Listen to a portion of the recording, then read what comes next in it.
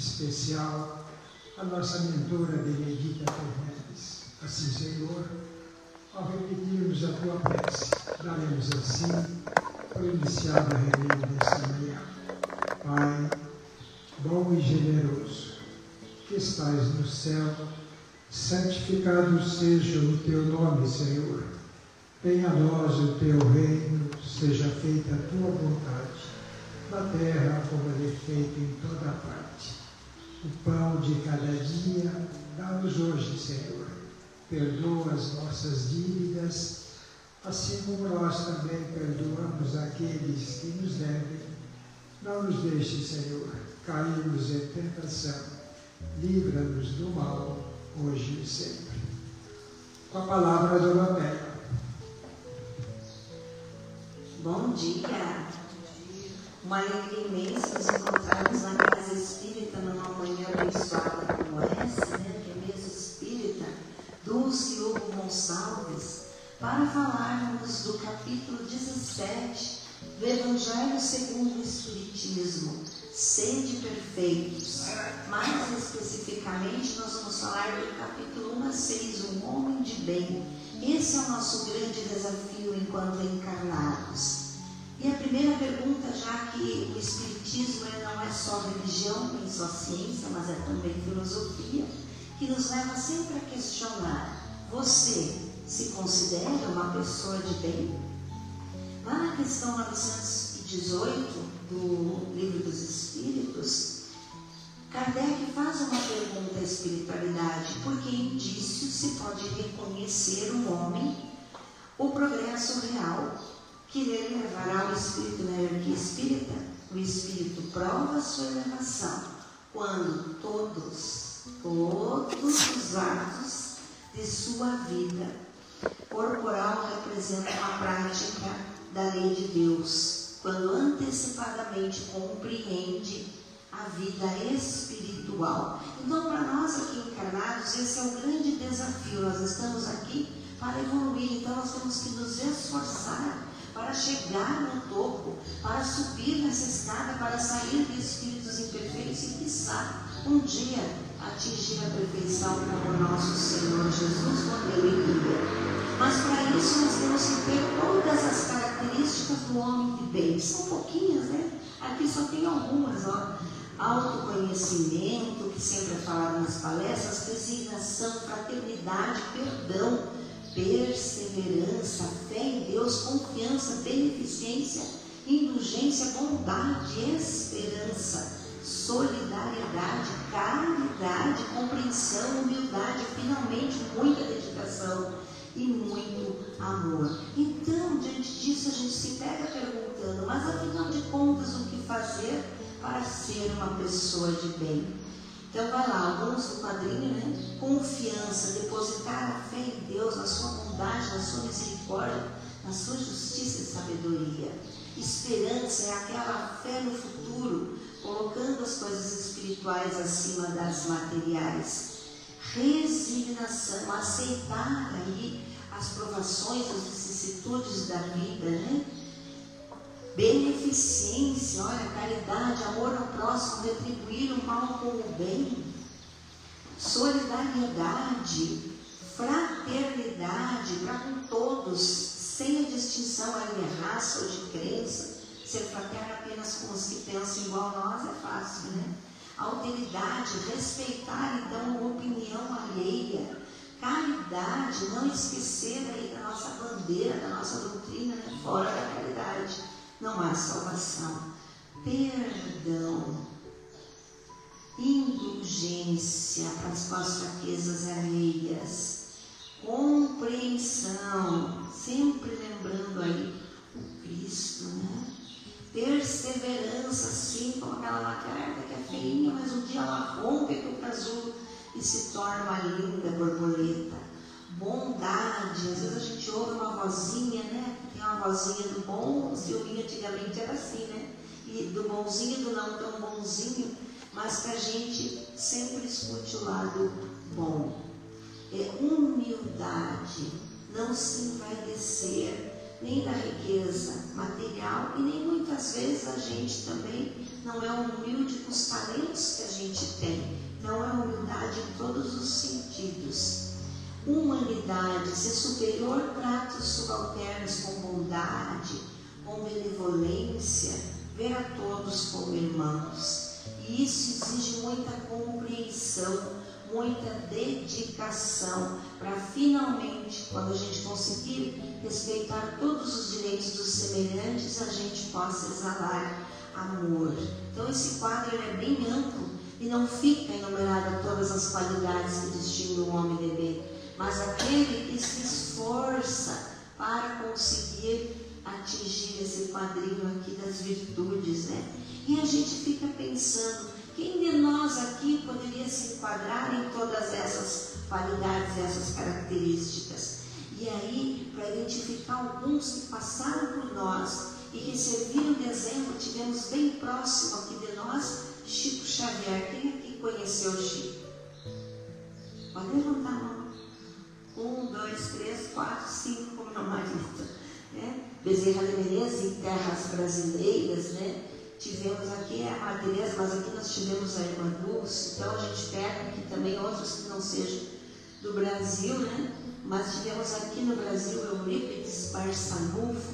Mas muitas vezes, como o Chico estava até próximo, vamos dizer, né, Minas, desse planeta aí com 8 bilhões de habitantes, e a gente pensa assim, muitas vezes eles moravam pertinho de nós, e nós não fomos visitá-los, e nós não nos interessamos em conhecê-los, né?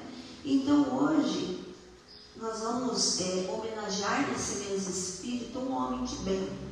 Quem foi esse homem que era respeitado por outros religiosos em outubro, né? Era aquele 6 de outubro, de alguma constelação, uma estrela despencou e foi cair em Matão, pois ali reencarnou com a ajuda de Carbar, a quem já tinha dado o que falar pelo bem que semeou. Esse menino arteiro que pagava com poesia as artes que praticava, e por isso já trazia bem decorada no bico aquela do tico-tico que com a noiva dançava o samba, a valsa, o tango, que chegou a plantar frango de enorme sabedoria.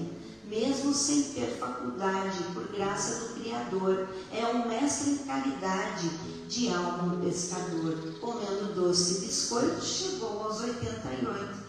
Vamos orar todo o dia, pedindo a grande alegria de ver seu Hugo aos 100. Aqui o Dr. Geraldo de Luna faz uma profecia, né? Porque realmente ele chega aos 100 anos. Então, Hugo Gonçalves retorna para a pátria aqui, no mundo encarnado, né? Em 6 de outubro de 1913. O parteiro, Carbar Schutel, o que fez a sugestão do seu nome. Carbar gostava muito do nome e era feito a Vitor Hugo. Então ele pede para Dona Cândida colocar o nome de Vitor Hugo, mas Dona Cândida não gostava muito de Vitor, então ficou só Hugo. Nós sabemos que Carbar Schutel, né, era um bandeirante, considerado por nós um bandeirante do Espiritismo. Aqui é Carbar Schutel ainda na infância, aqui é Carbar Schutel numa reunião mediúnica. Aqui é o Centro Espírito Clarim, e só para recordar um pouquinho, né, do Abel Glasser, a Alvorada Nova, a gente foca muito no nosso lar, e a doutora Jane foi muito feliz em homenagear aqui o centro com esse nome, Alvorada Nova, que é essa cidade espiritual onde Carbar Schutel é um dos coordenadores. Mas se o Hugo, ao reencarnar e ainda infante aos seus 12 anos, já revelou uma tendência literária, passando a escrever aqui para a redação do Clarim, que era fundado, também dirigido por Carbar Schutel, em Matão, São Paulo. Então vamos relembrar aqui o que escreveu o seu Hugo aos 12 anos, porque quando ele foi ler, Carbar Schutel disse para ele ficar em pé, e a gente viu o esforço que ele fazia, que ele ia mesmo para a cadeirinha. Às vezes a gente vinha falar que ele queria ficar em pé, né? Jesus, a oração dele, 12 anos, educador da humanidade, que disseste: deixai vir a mim os pequeninos, comigo venham ter. Ensina-me a formar os paladinos da justiça, do bem e da verdade. Ensina-me a ensinar o bem viver, com palavras, exemplos e carinho. Dá que eu conduza ao porto desejado essas almas em flor. Que cada coração por mim tocado tenha o perfume dos rosmarinhos, onde esteja o divino amor. Que eu nunca seja pedra de tropeço, que eu nunca escandalize uma criança, que eu saiba respeitar o seu coração. E ele finaliza: esse dom de educar, que não tem preço, talento, esforço, amor e inspiração. Um prenúncio já aos 12 anos do que seria a sua missão e a sua tarefa. Seu Hugo, então, a partir dos 13 anos, começa a trabalhar com os demais irmãos, executando tarefa bem pesada ali na pedreira. Olha só a marreta, né, do pai, tendo por companheira essa marreta, né, esse instrumento. E ainda na adolescência, lá na época escolar, fulminava o olhar para a nossa querida mãezinha Dulce Ângela Calef, né? Ela não podia muito chegar perto porque o pai dela era bem bravo, né? Mas quando o pai de Dona Dulce desencarna, eles casam-se no dia 21 de setembro de 1935, e lá por volta de 40 já tiveram o primeiro filho, Carvalho. Então eles mudam-se de Matão para Campinas, permaneceu lá quebrando pedras, né? E depois, já com o segundo filho, Emanuel, que nasceu em Campinas, ele retorna novamente junto da família e trabalhava ali nas proximidades. Mas não tem como nós, nesta manhã, falarmos de Hugo Gonçalves sem falarmos de Luiz Piscinim. Então, Luiz Piscinim, quando ele chegou a Cambé, qual que era a realidade das famílias? As famílias vinham atrás do ouro da época, né, que era o café. E então ele tem um choque, porque ele vê as famílias muitas vezes desabrigadas na rua, no relento, e uma noite aqui em Cambé, muito frio, uma noite gélida, uma criança morreu congelada. E esse fato trágico tocou o coração, a alma de Piscinim. Então, quando ele vai para o Rio de Janeiro, na cidade de Nova Iguaçu, visitar Pedro Leopoldo, ele conhece a sua esposa, Marília Barbosa, que tinha um trabalho ali de recolher as crianças e também dava muito amor e carinho, que muito chamou a atenção. Essa imagem ficou gravada no coração do Piscinim. Então, ele acaba, isso nesse inteirinho, em 47, que eles se conheciam, o Hugo e o Piscinim. Em 47, finalmente o paizinho, ele muda para o Paraná, morando aqui na região, em Londrina, né? Continuou até 53 trabalhando na administração de fazendas aqui na região. Piscinim, com aquela imagem, né, retida na sua alma daquela criança, e também agora de Marília Barbosa, resolve então, com alguns confrades espíritas, fundar essa instituição que está aqui anexo, né? A época lar, né? Marília Barbosa. E quem foi dirigir esse lar? Foi a Dona Soledade. A Dona Soledade, aqui colocou os dois juntinhos, né? A Dona Soledade foi dirigir o lar Marília Barbosa. Mas o que aconteceu? A Dona Soledade, a mãezinha ajudava ela. Só que ela ficou só 3 meses na direção e desencarnou. O seu Hugo é convidado para estar presente, logicamente, na inauguração. Eles eram amigos do lar. E ele, desde a infância, sempre gostou muito de criança. Apesar de todas as dificuldades que ele também passou, ele gostava de ver o sorriso nas crianças.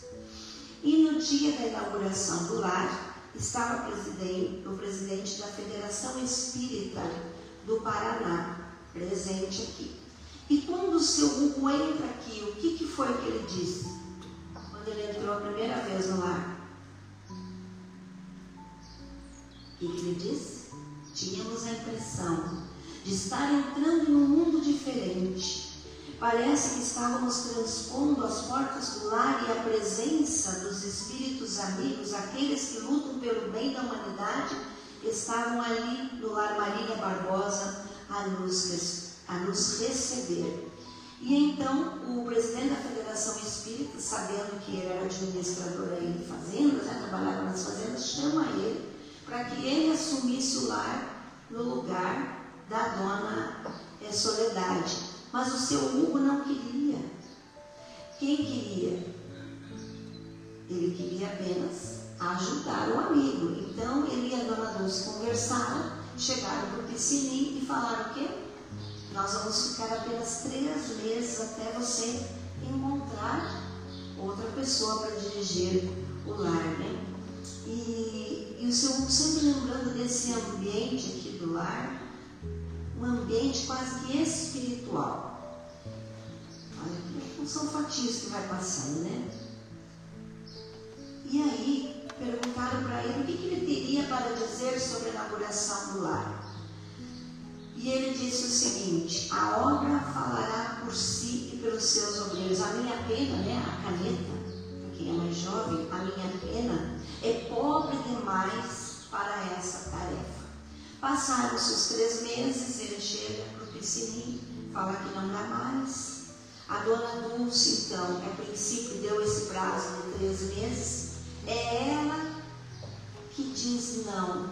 Aqui nós vamos ficar, e a gente sabe que ficou de 53 até desencarnar. A dona Dulce ajudava a dona Soledade, né? Então ela vinha de Londrina às 5 horas da manhã, ficava aqui cuidando. A princípio eram 16 meninas, só que não tinha funcionário. As 2 faziam tudo, desde alimentação, roupa, tudo. E a menina lá, ela não está aqui hoje, né? O Léo disse para ela vir, ela não veio. Aqui as 2 noras, né? Todo mundo conhece a querida Terezinha, a querida Maria José.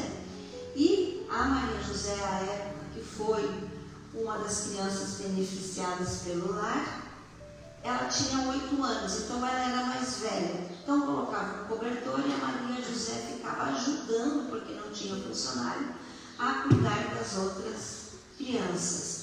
Até que uma vez, já contavam-se agora 34 meninas, foram todas acometidas por uma forte gripe. Apenas o seu Hugo e a dona Dulce escaparam dessa. Daí foi feita até uma junta médica para atender as meninas. E aí foi quando resolveram finalmente contratar a primeira funcionária. É um relevante serviço prestado à comunidade. Então, essa instituição foi reconhecida no âmbito municipal, no âmbito estadual e até mesmo no federal. Mas não era só o lar. A creche, o clube das mães, o gabinete que tinha um ambulatório, a gente vê ainda, gabinete dentário, alimentos, creche para aqueles que não eram internos, mas que as mães trabalhavam e vinham depois buscar as crianças. E essa distribuição, né, Ana, que tem até hoje, é isso? De alimentos, olha só que trabalho profícuo, não é? Aos sábados à tarde.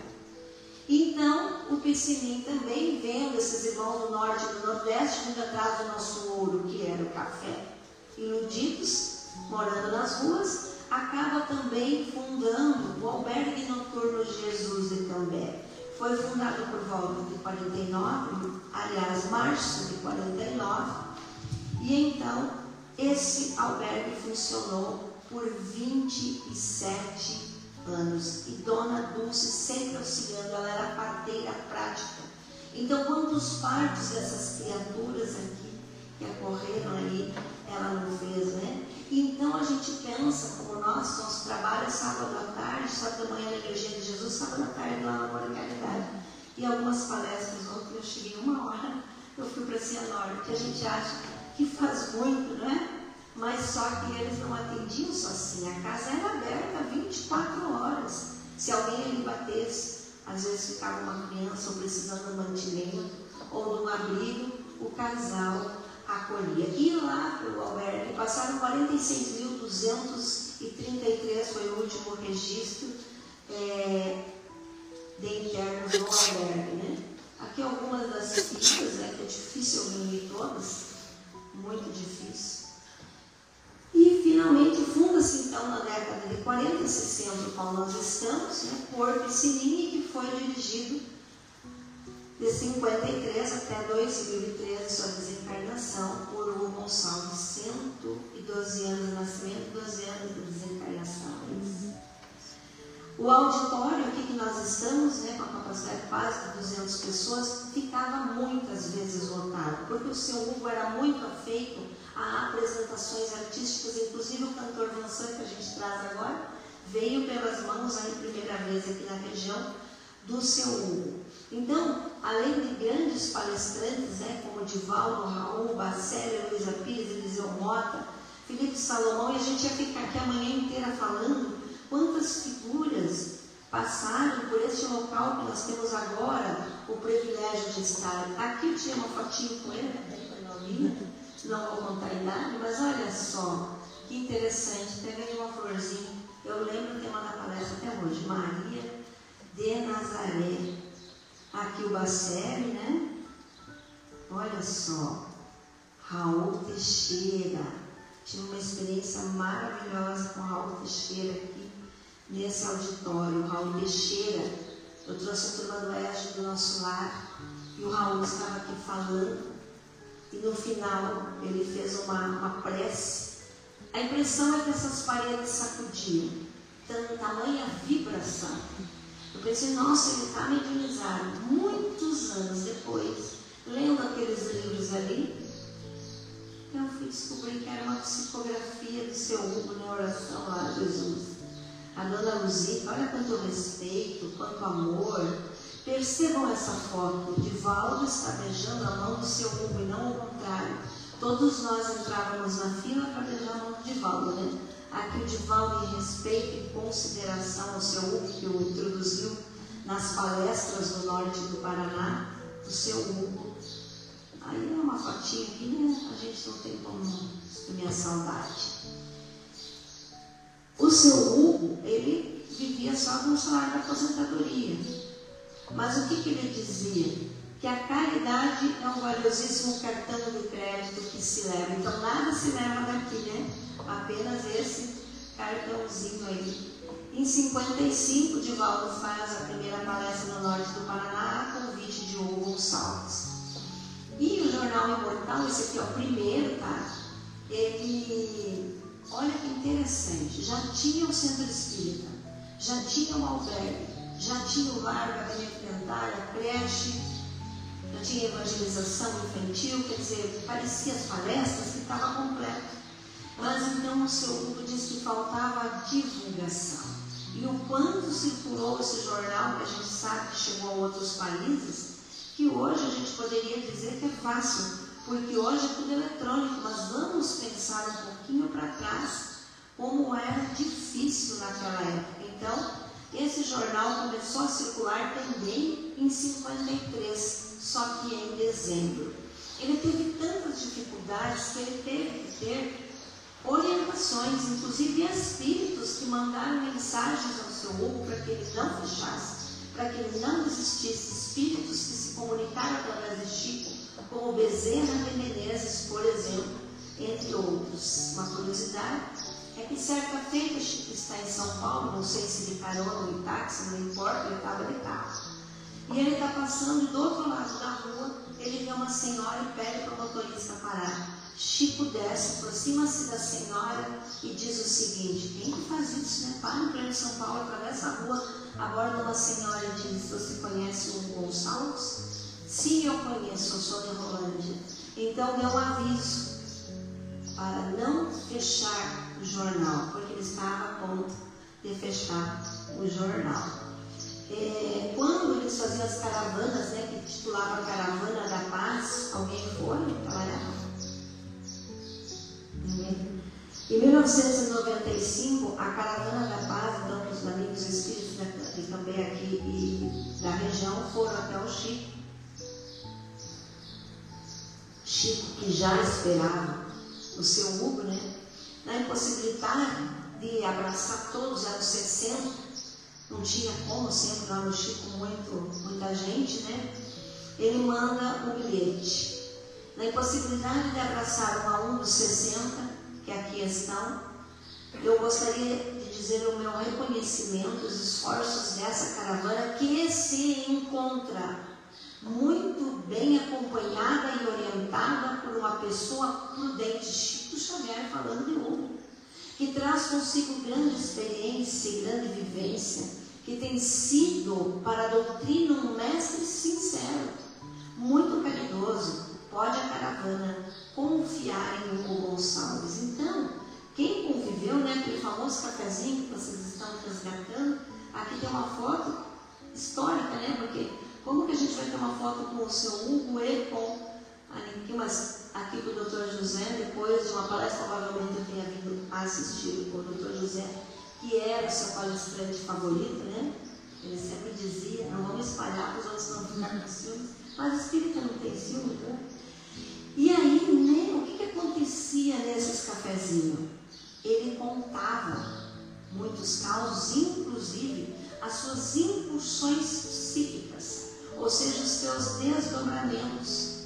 E ele conta o desdobramento, né, que ele fazia, as incursões nos primórdios da gloriosa segunda revelação. E aí a gente fica pensando, que relação teria seu Hugo com Jesus? E se a gente lê o livro, a gente fica mais curioso ainda. Quem seria seu Hugo? Então, ele dizia assim, quando a gente perguntava, como que o senhor consegue acessar essas altas esferas, né, quando ele começava a contar? Ele não tinha o obstáculo que a gente tem, né? Porque ele tinha um raro passaporte, obtido pela alta espiritualidade, pelo critério do merecimento. Então, certa feita, seu Hugo conta uma viagem que ele fez em desdobramento à região da Galiléia. E a narração emocionou profundamente os que ouviam, em especial no Evangelho aos domingos que fazia com a família no culto do Evangelho. Era ao vivo e a cores, as pessoas parecem que estavam lá junto com ele. Então ele conta de um cidadão no desdobramento que ele tem, de aparência extremamente serena, que dizia ser suave seu jugo e leve o seu fardo. E então seu Hugo vai e acompanha e o vê em várias curas. E ao crepúsculo ele viu ele iniciar o inesquecível sermão, discurso a uma multidão ao pé da montanha. E ele dizia, bem-aventurados são os aflitos. E seu Hugo ali acompanhando. Olha só, Jesus também das bem-aventuranças. Aí nasce a ideia do Geraldo, doutor Geraldo, desse título, né? O homem que se lembra do sermão da montanha. O seu Hugo não aceitava de jeito nenhum pela sua humildade, mas o senhor Geraldo conseguiu convencê-lo. E o interessante é que alguns, quando leem esse livro, estudiosos, historiadores e curiosos e amigos, né, questionam quem teria sido ele naquela época do Cristo. Então a gente registra com imensa satisfação o prefácio. O prefácio desse livro, alguém leu? O prefácio do homem que Deus chamou na montanha? E viu o Senhor, né? O prefácio foi feito por Divaldo Franco. E o que Divaldo Franco diz do seu Hugo no prefácio? Hugo é exemplo vivo de fé. Lemos a obra que deixou Divaldo, né? E de trabalho. É um modelo de espírita, conforme asseverou Allan Kardec, que luta para ser melhor hoje do que ontem, desenvolvendo grande esforço para superar as más inclinações. Por isso tudo e por muito mais, agradeço profundamente, reconhecido que eu não tenho recursos intelectuais para traduzir os meus sentimentos de gratidão e de respeito conforme Hugo merece. Que Deus abençoe. Isso foi em Salvador, 5 de junho de 2002. A gente sabe que naquela época, né, tem muitos registros do Divaldo, que foi das refeições, ficava hospedado aqui. Depois as palestras começaram a crescer e aí ele foi para o hotel. Não foi fácil fácil convencer o seu Hugo aí para colocar esse título, né? E aí, quando a gente lê o livro, a gente fica pensando, quem teria sido ele naquele tempo, aquela época de Jesus? Teria sido ele Nicodemos? Teria sido ele Zaqueu, Lázaro ou Simeão? Então, vamos ver um dos relatos que está nesse livro de Desdobramento do seu Hugo. Eu vi e senti saudades. Jope, uma cidade simples, sem grandes atrativos, mas linda e bem cuidada. Eu vi a figura humilde de um personagem que, após ter se encontrado com Jesus, nunca mais esqueceu. O tempo passou, os séculos, as gerações se sucederam, mas o mestre continua até hoje falando baixinho aos nossos ouvidos. Benditos de meu Pai. E para a mensagem do Cristo, né, tem que ser orientada a marcha e não interrompida, a marcha de todos os tempos. Aí o seu Hugo desdobra-se e conta o seguinte: deixei o meu pensamento voar sobre Jerusalém distante. No fundo da minha alma recordava Jesus, o Mestre crucificado, que já havia despertado em mim o entendimento e a coragem para prosseguir. Sorrindo, desdobramento, o corpo dormindo e ele desdobrado. Sorrindo, contemplava as águas cristalinas do lago de Cafarnaum, beijando carinhosamente a areia da praia com suas águas azuladas, que se confundiam com as azul do céu. Lá entre as nuvens brancas, delicadamente colocadas, aquele entardecer, eu vi a silhueta do Mestre em profunda meditação. Hugo vê Jesus em meditação. Vi a noite chegar mansamente, envolvendo com um manto negro, o sol se debruçando na janela do poente, expandindo-se do dia. Eu vi ternura nos olhos do Mestre. E agora, altas horas da madrugada, eu vi Jesus fazendo as visitas. A gente acha que Jesus atendia só de dia, né? Eu vi Jesus nas casas onde morava a dor e a miséria. Então Jesus não atendia apenas aqueles que o procuravam de dia, mas ele corria atrás dos deserdados da sorte, que queriam pão ou que queriam agasalho. Ele mesmo afirmou certa vez que veio para confundir os orgulhosos e levantar os oprimidos. Então, Hugo diz, eu vi na pessoa de Pedro, quando ele visitou um homem que se encontrava 8 anos no leito, Enéas. Pedro adentra o quarto de Enéas, curva-se diante de Enéas e ele então aplica um passe. E Enéas ouve de Pedro, levanta e arruma a tua cama. Pedro levanta, Enéas levanta e quer beijar Pedro. Pedro não deixa. Diz que quem salvou foi Jesus. Seu Hugo assistindo a tudo. E diz seu Hugo Gonçalves, hoje com saudades fecho os olhos e contemplo as belezas do lago água. Na casa de Simão, uma multidão aguardava a chegada de Jesus.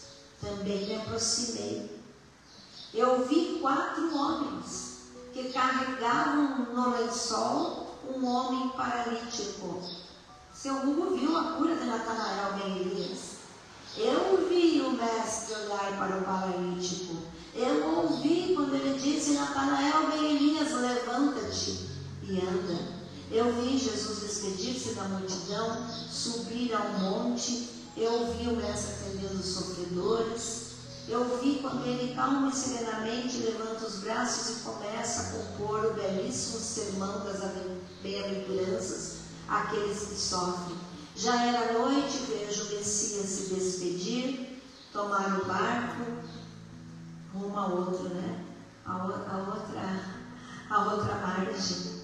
Eu vi a filha de Jairo ser curada, disse Hugo. Eu vi a mulher hemorrágica. E assim ele passa a contar que ele viu Zaqueu, a após Jesus estender ali a palavra aos presentes, eu também vi aquela mulher considerada adulta. É só a gente ler o livro, né? Gostaria de dizer tudo o que eu vi e tudo o que eu ouvi, mas julgo para mim é impossível. Permita, Jesus, então, que eu possa seguir as pegadas de luz de Jesus, que eu possa continuar. Então nós não temos dúvida, através desses relatos que estão, graças a Deus, registrados, da passagem de Hugo Gonçalves pelos albores da era cristã, fato comprovado por Chico Xavier, que ele conheceu de perto, né? E que Chico disse que sim, podem perguntar para o senhor Dr. Júpiter, né? Que sim, que o Hugo viveu a época do Cristo. Então nós estamos pensando, quem seria ele? Para nós não importa, o que importa é que nós tivemos esse ser aqui pertinho de nós, e podemos, naquele quadro a princípio, nós colocamos aí Madre Teresa, né? Podemos colocar Kardec, Chico Eurípides, colocar também Hugo Gonçalves. Aqui, eu não sei se os senhores estavam presentes, ele aqui, nós fizemos uma homenagem ao nosso grupo de fluidoterapia, nós vamos muitos amigos, Eurípides aqui já na parte espiritual, né? Muitos amigos presentes de toda a região, vieram, então o Eurípides falou, foi uma dobradinha, o Eurípides falou, o homem Hugo Gonçalves, e a doutora Jane falou da missão de Hugo Gonçalves, né? E aqui, com esse corredor imenso dessa homenagem, tinha pessoas em pé, capacidade do nosso lar, mais de 200 pessoas, imaginemos aqui. Pessoal lá atrás, como ele era querido em toda a região. E o que acontece aqui? A Silene, aqui ó, a filha do seu Melo, a Cecília, do seu Melo aqui do ladinho, do seu Hugo. E o que acontece? Nós fizemos a homenagem em agosto, já que ele era considerado paizinho, né? Agosto, mês dos pais. Mas eu vou contar um fato que não se deu esse dia. Certa feita nós buscamos ele aqui para fazer uma palestra, e eu era dirigente na época. A carta ficava mais ou menos assim, sem a contravalão no fundo, né? Era mais ou menos 120, 150 pessoas às sextas-feiras. E o seu Hugo estava lá em cima, ele gostava já de ficar sentadinho, e aí eu volto, né? Quem dirige trabalho sabe, né? Eu não para quieto. De repente alguém me chama para o nosso lar, para quem não conhece, tem 2 andares, e tinha um homem embriagado lá embaixo que queria subir. Falei, gente, eu estou lá com o seu Hugo, vocês não conseguem atender o homem? Não, porque ele está insistindo que quer subir, ele está maltratando. Eu falei, isso é uma casa espírita. A casa, a porta está aberta, deixa o homem subir. Ah, mas ele vai oportunizar a palestra. Está aqui, meu marido não vai deixar, se alguém teve presente também, mentir. Eu segurei, envolvido pela espiritualidade, né, com certeza, no braço do homem e levei ele. Fomos assim, estava cheio, a gente foi andando no corredor. Aí quando ele chegou, o seu Hugo passou a mão. E ele disse assim, o seu Hugo não disse nada. O homem disse assim, homem santo de Deus, o que eu vim buscar que eu já encontrei. E foi embora. Sem tumulto, sem assistir a palestra, sem tomar um passe. Quer dizer que o seu Hugo já tinha aplicado um passe nele, né? Então, hoje, a gente faz essa homenagem, né, para o Eurípides, é um amigo querido nosso, né? E o seu Hugo, que é minha filha, meu filho era pequenininho, a caretinha dele. A gente homenageou ele com flores no final. Aqui é uma das fotos do aniversário dele de 100 anos. Quem esteve presente? Foi emocionante, não foi? Eu fiz a prece, vocês devem lembrar. Foi uma honra fazer essa prece. E aqui a nossa foto, ela foi uma das últimas que ele tirou quando encarnado, né? Se não foi a última, porque como a gente estava na cozinha, e eu vou contar outra curiosidade, nós temos restaurante, a época era em Londrina, então a gente trouxe no sábado para fazer o pré-preparo do almoço de domingo. Se não me engano foi frango, batatinha, enfim, e tinha salada. E uma das minhas cozinheiras, ela era extremamente católica. Eu falei, não vou falar nada, ela vai lá que causa o nome pronto. Aí ela viu ali naquelas cestas um brócolis. Coisa mais linda. Ela falou, escuta, me explica como que esse brócolis parece que está vivo. Aí na linguagem mais comum, para entender que está fluidificado, eu falei, a energia desse local. É a energia do seu Hugo. que estavam ali fluidificando aqueles alimentos. Aqui ele é um grito que, eita, nós, vai, aquela expressão dele, que ele fazia sempre. E antes de finalizar, vamos ver se vai dar certo aqui, eu queria contar um fato que foi feito no documentário, e quando me chamaram, eu falei, nossa, o que eu vou falar do seu Hugo? Aí me ocorreu um fato, que a gente não falou quase aqui, né? Quantas pessoas ele encaminhou, pelas palestras, pelos atendimentos fraternos, como o próprio Dr. José, né? Que palestrante, que trabalhador que se tornou, que passava aqui e via o seu Hugo ali fora, e até no dia que ele resolve vir e é encaminhado, né?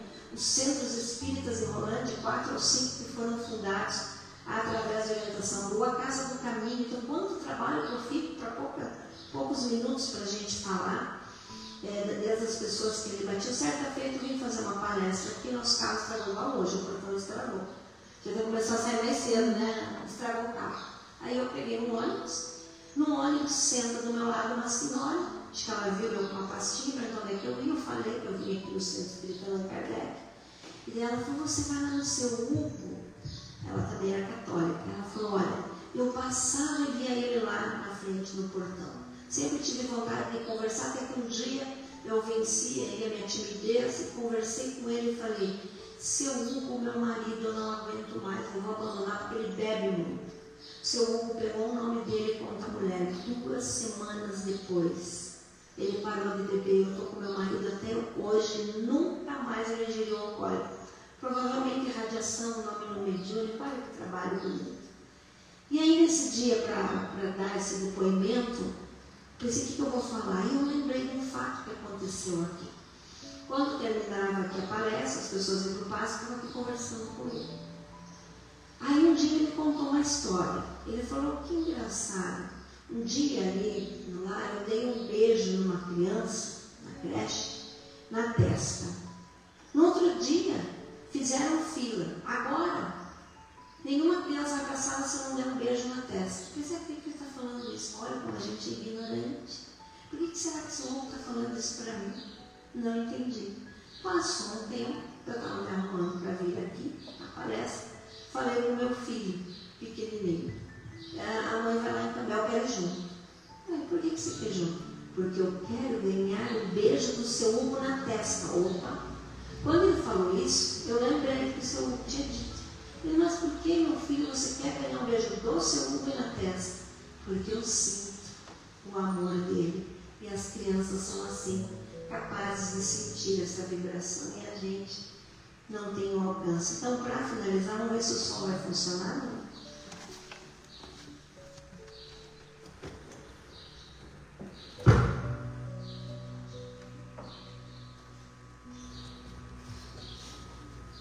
Eu acho que não vai funcionar.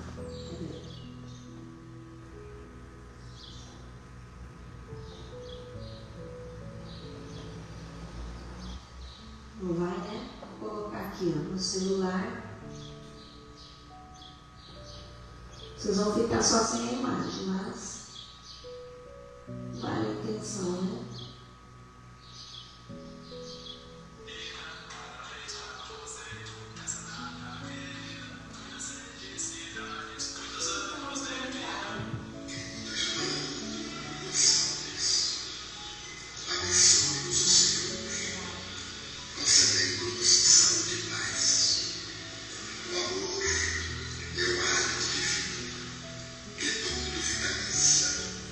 Pelo fato de Deus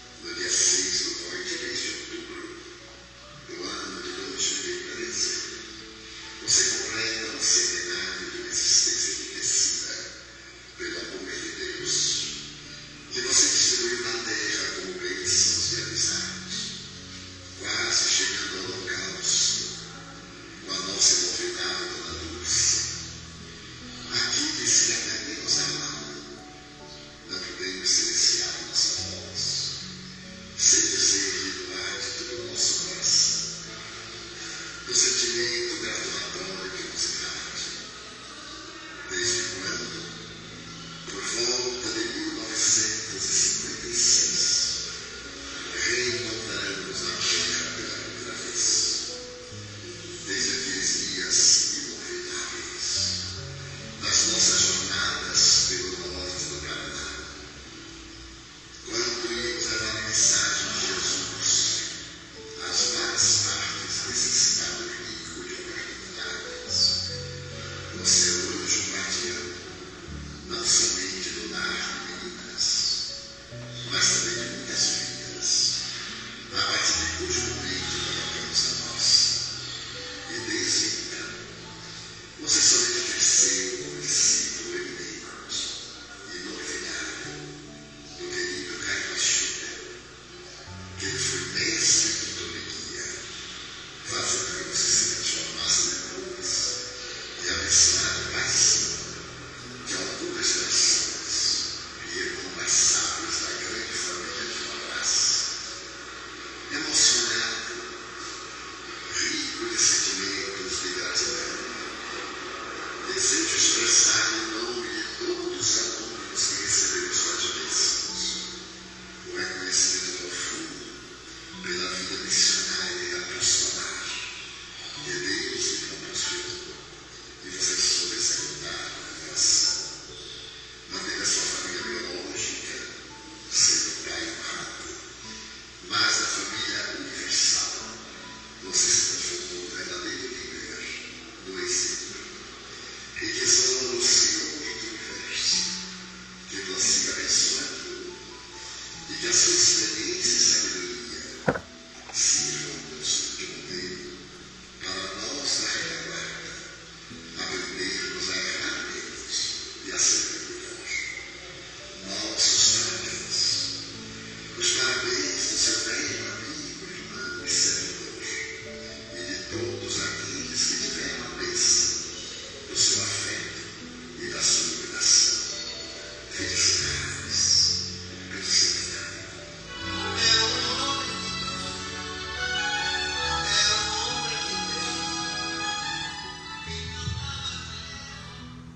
Então, que nos sirva de exemplo, porque se ele foi exemplo para o Divaldo, que dirá para nós, né? Tivemos a oportunidade de conviver e que estamos dentro deste templo, desta casa que, além de ser a casa de Jesus de Allan Kardec, é a casa de Hugo Gonçalves. E essa manhã eu sou extremamente grata para poder homenagear esse grande amigo, esse grande irmão, Hugo Gonçalves. Muito obrigada.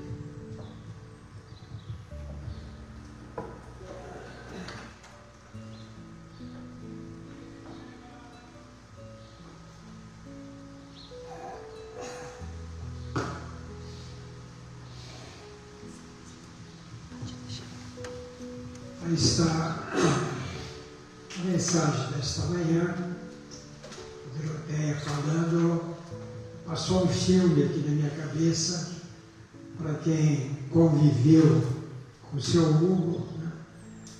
E cafezinho, o Gerson também, ele sempre estava à disposição da gente para um bate-papo, uma conversa, uma piadinha, né?